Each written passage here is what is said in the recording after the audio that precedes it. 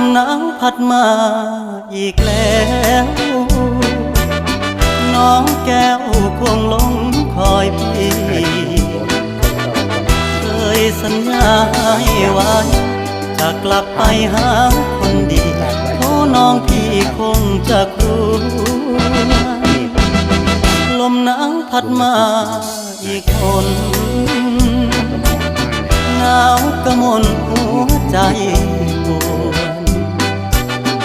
ยามหนาวมา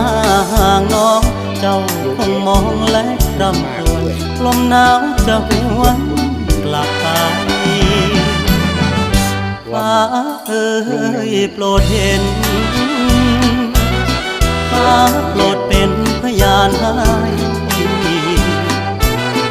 ความรักยังไม่คลอนนิรันดร